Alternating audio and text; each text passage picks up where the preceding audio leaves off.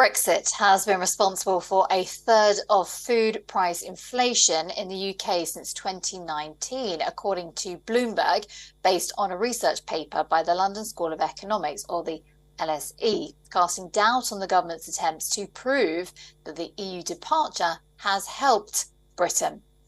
Well, the SSE's their economists, they estimated that between December 2019 and March 2023, regulatory, sanitary and other border inspections added over £7 billion or $8.7 billion to total domestic grocery prices, or £250 per family.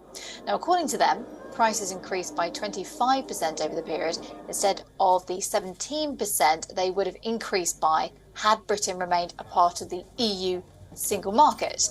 Now, the results they surfaced as indicated suggest that high inflation is the new norm now, and the cost of living crisis is more of a domestic issue. Now, inflation is easing off from the multi-decade highs globally, but it does remain stubbornly elevated in the UK.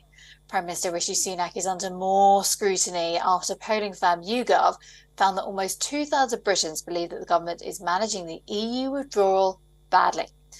Now, if Sunak was hoping that inflation would drop quickly this year and guarantee him an easy win in the 2024 election, he got a nasty awakening on Wednesday.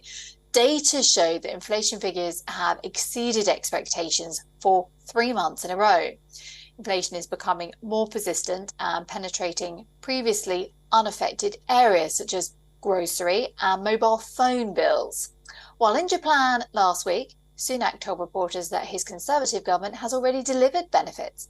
He said the benefits included lowering the sales tax on feminine hygiene products, reworking alcohol duties to make beer cheaper in bars, and streamlining financial services regulations.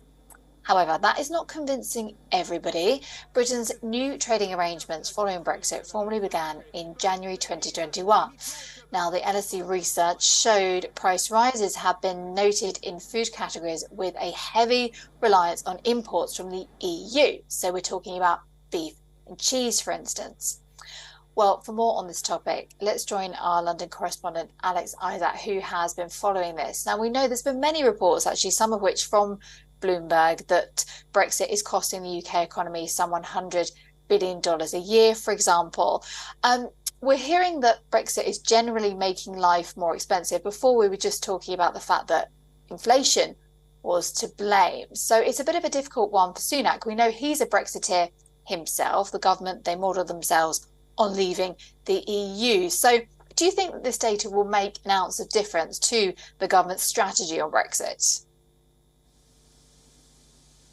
Well, it's quite interesting that the LSE data has come out to show that the cost is because of those tariffs, that all of the paperwork that has to go through for all of those imports and exports as well. And this was something that actually was set out before Brexit happened.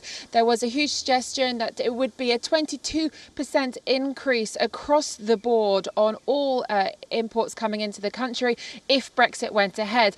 But of course, that did happen. And so it isn't quite the surprise that this has come out now. But of course, Brexit has been pushed as something that has been elongated because of the Northern Ireland Protocol, because of the trade deals that have been trying to happen, and we're not quite yet at the end.